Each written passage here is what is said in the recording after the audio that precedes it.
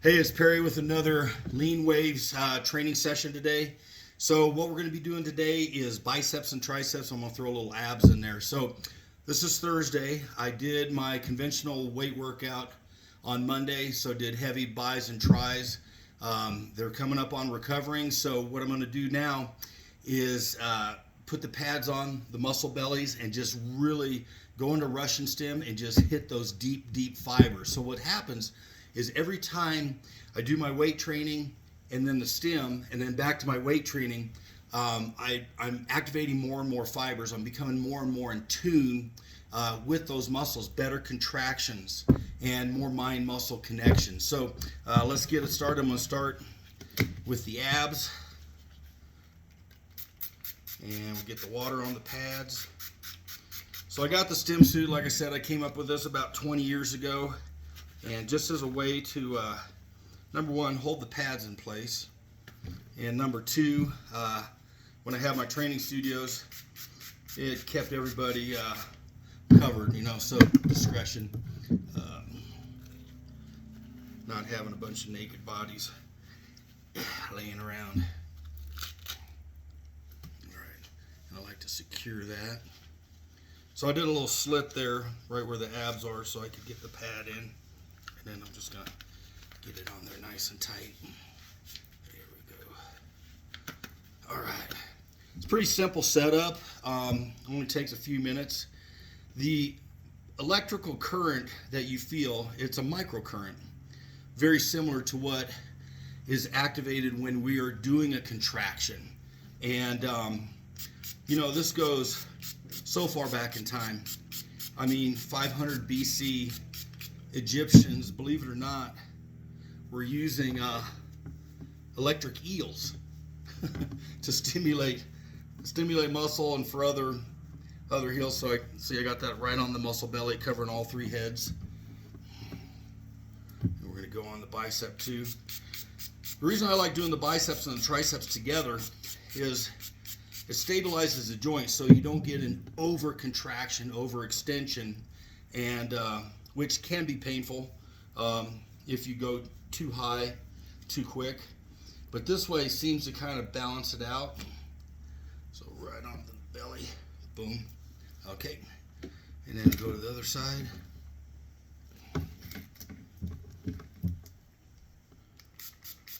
Get them nice and wet, and you see I got my, what I like to call my manti hose on the pads. And that keeps the moisture from dissipating on the rubber too quickly, because I'm going to do a 20-minute session.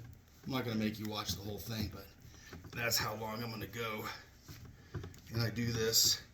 Basically, what I've been doing is I train arms, body part a day. I train arms on Mondays. I do the stem session on Thursdays. So I'm hitting arms basically twice a week. Shoulders and traps, do those on Tuesdays, and on Fridays I will do the stem, shoulders and traps, which we will do that in the next session. So get that onto the belly, and you really can't go wrong. It's just like with a workout. There's no such thing as a bad workout. It's just no workout. That's a bad workout. So when you're activating the muscles, I mean, your body knows nothing else. It is allowing this current, or it's basically accepting this current as an external source to contract the muscles so much deeper, activate muscles so much deeper than what you could ever do with curls, bench, flies. You're just not going to get that kind of contraction, and you're not going to get the cramp either. But what it also does is it releases a lot of toxins and waste that build up in the muscles in your system, your body, lymph drainage. So a lot of value there. So let me get this thing turned on. Always, if you get a machine, most important thing, always make sure your knobs are zeroed out. Sometimes people forget and they have it at the level that it was on their last session. They crank that puppy up and bam! I mean, it's it's pretty intense when you go that way. So everything's zeroed out, power's coming on, and I'm going to start with the abs. You hear the click. All right, starting to feel it. Whew. Yeah, nice. Okay, going with the left arm. All right, that's kicking in. Oh yeah. Right arm. And then what I got this set to, thank you. I got this set to 50-second contraction with a 10-second rest.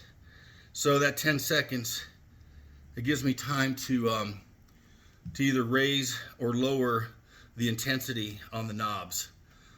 Yeah, it's feeling good. So, another interesting thing about microcurrent is it definitely releases endorphins. You just feel really good afterwards. And, a lot of people don't know this, but like when they have issues with, I had a buddy down in Tucson, like pack rats, had chewed through all of his alarm wires, which is a low voltage wire. And I was at his house the day that the alarm company came out, and they told him that the reason they do that is not because they're hungry, it's because the low voltage actually stimulates them and like turns them on. So they kind of get high from it. So a little interesting fact there. But electric stimulation goes back so far. I was talking to a guy a few weeks ago, and he had a rotator cuff surgery, has some pins, and he's in a sling. He's dealing with a lot of atrophy in his right arm. He's not handling it well. I'm going to have him come over and take him through a few sessions just to show how even with an immobilized arm that you can still stimulate that muscle without stressing the joints, the tendons, the ligaments, anything like that. So I've actually worked with wounded warriors, people missing limbs, and until you see how effective this machine is on someone that's lost a limb, all right, gentleman, missing arm, still was able to build his delts and traps, okay? Had another client, she had a double amputee, got to the point where she could not wear her prosthetics, and because over time, the muscle, it's not getting stimulated. So now it atrophies and it becomes basically gelatinous to where it was painful, basically bone on whatever that material is that's in the prosthetic.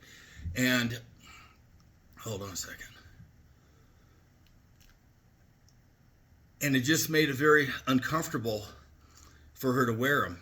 So we started doing the stimulation, and I'm telling you, within about 2-3 weeks, she came rocking into the studio, both her prosthetics on, walking like she hadn't, since the beginning, and has become a long time user, and it's just become part of her protocol. And that's the whole thing. Just like with training, you got your training, your nutrition. It's a lifestyle, and if you incorporate this into your lifestyle, and look at it as a form of relaxation, extra stimulation, that edge, everyone's looking for that edge. You'll find that you'll get hooked on it, and you can be watching TV. I mean, think about this: get in your recliner, put the machine on, and just go through a session.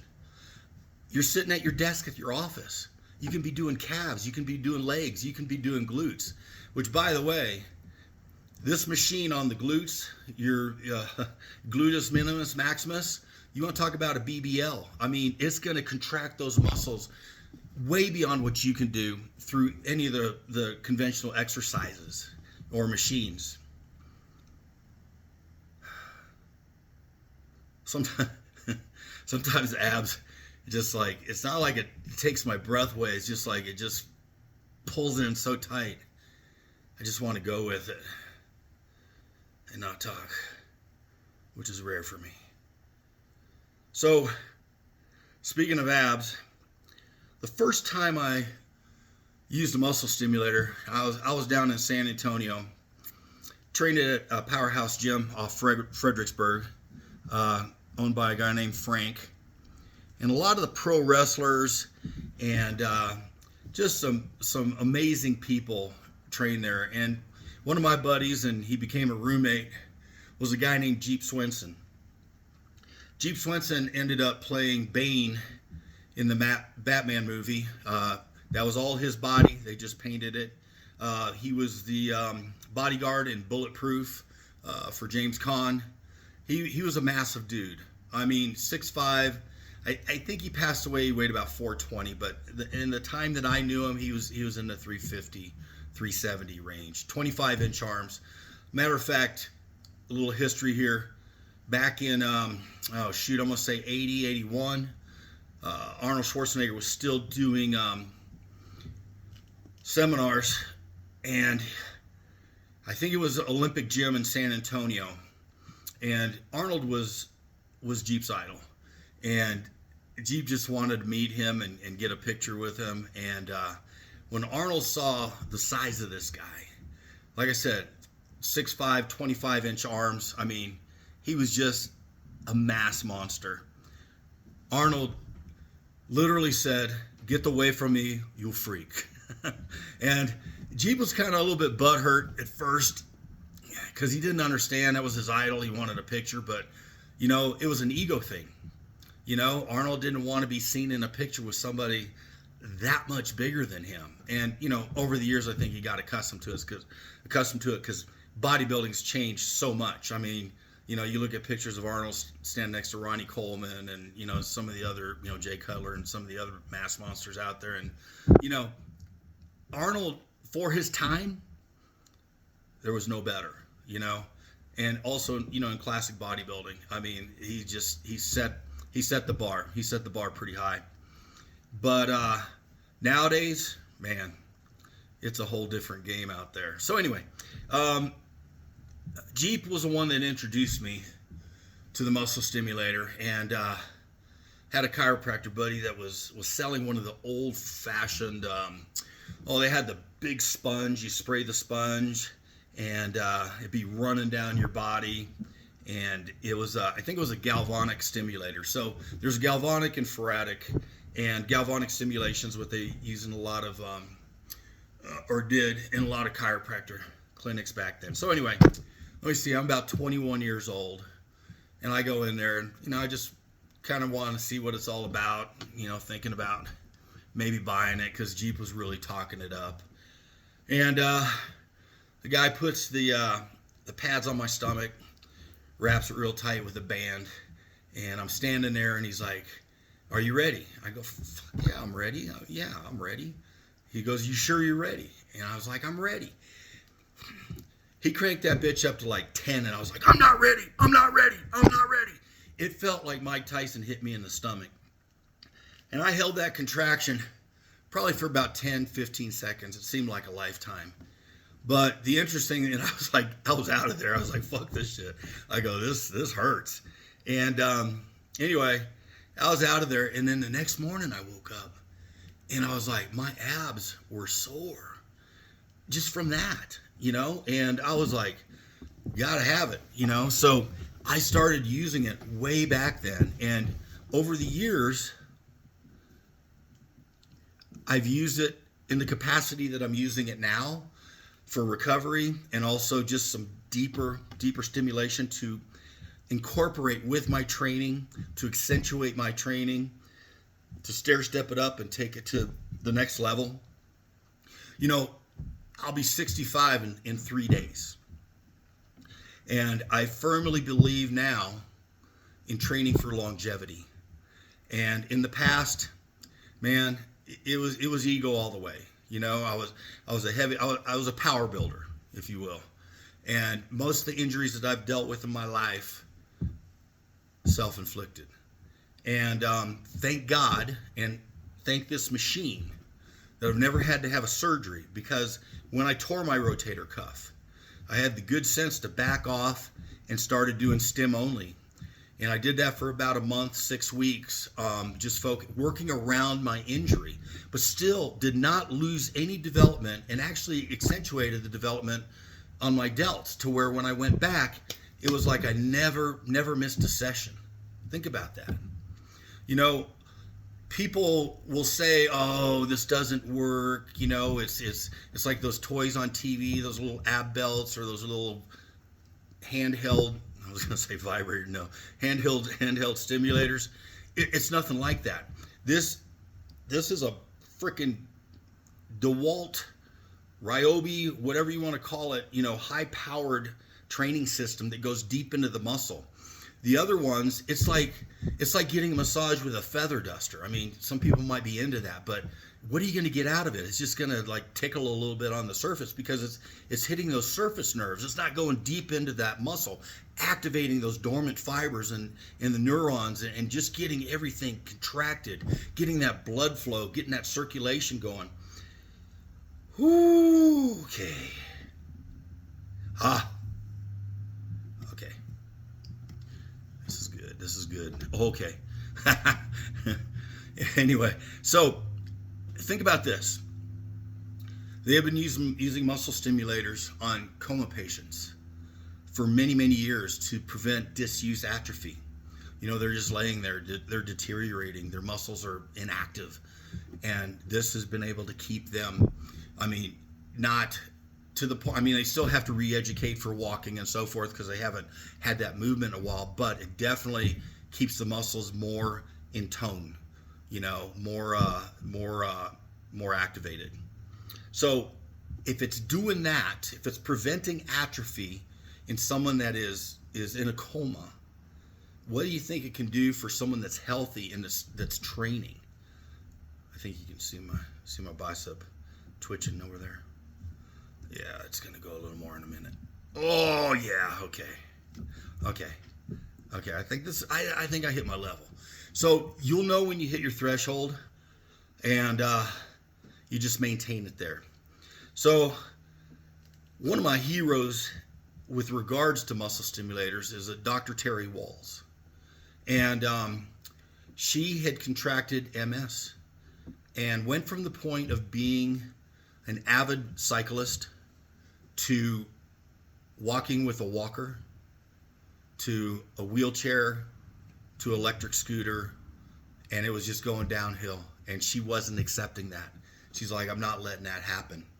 And through a rigorous, consistent protocol with Russian muscle stimulation, she was able to turn that shit around and was riding her bike again. And I can't say whether it was a year or 2 years, but holy shit, it can happen. I personally had an MS patient that, of course he couldn't stand.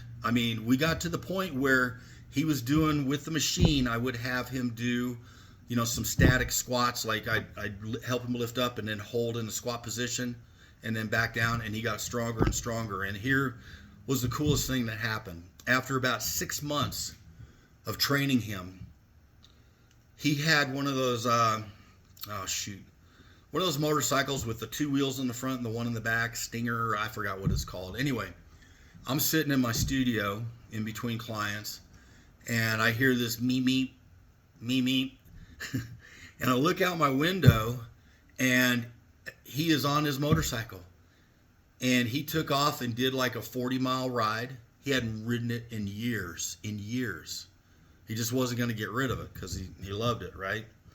And he called me. So I live in Colorado Springs, and he called me from like Ellicott, which is way out east. So he took a ride out there, and it just changed. It changed his life.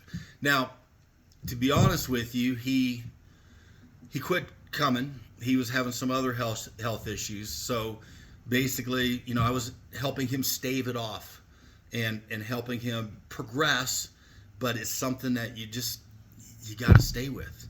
It's just like with training. It's like people think, oh, am I going to have to always do this? Or am I going to have to always eat like this? Well, it all depends what your goals are. It depends on what your lifestyle is. It depends on what you want your senior, I'm a senior, what you want your senior years to be like. It's all about, comes down to quality of life. So here's a system that you can use just about any time, anywhere. During COVID, man, between my gym here at home and this, I never missed a beat. And I heard a lot of people crying because they couldn't even find gym equipment. I'm going to go Go up a little bit. Oh, yeah. Oh, yeah. Ah! So if you go up too fast on the abs, it does feel like a little bit of a Tyson punch. But anyway, it just gives you a different modality of training. You know, and there's so many different things. Some people are into CrossFit. Some people are into spinning. Some people are into, you know, straight bodybuilding, powerlifting, power building. So it depends on what your goals are. But this will work with any of them. You know, and even if you want to take a prolonged break, you know, from training, you have injuries, you know, your elbows and things like that. This will train every muscle in your body without stressing any of your tendons, any of your ligaments. Just targets the muscle directly, right on the muscle belly. You know, so for biceps, right on the muscle belly. Shoulders, anterior, posterior delt, traps, do that together. Pecs, you can do pectoralis major and minor. Abs, I just hit it like dead center. Legs, hit your four quads, medialis, lateralis, you know, all the way up. Sartorius, flexor. Oh, I'm sorry. So anyway, this has been the arm session. So I was able to talk through most of it. I feel really good, and you will feel just a different type of soreness. Prolonged, you know, delayed onset muscle soreness usually hits you about 48 hours, but you'll start to feel something the next day, just deep inside the belly, and it feels good. So then next time when you go and do your workout, man, you're just so much more in tune with your muscles. So anyway, I hope you enjoyed this session. Wasn't going to talk you all the way through it, but here we are, and I look forward to seeing you on the next one. All right, have a great day. Don't forget to tell me happy birthday on Monday, April 28th. All right, bye.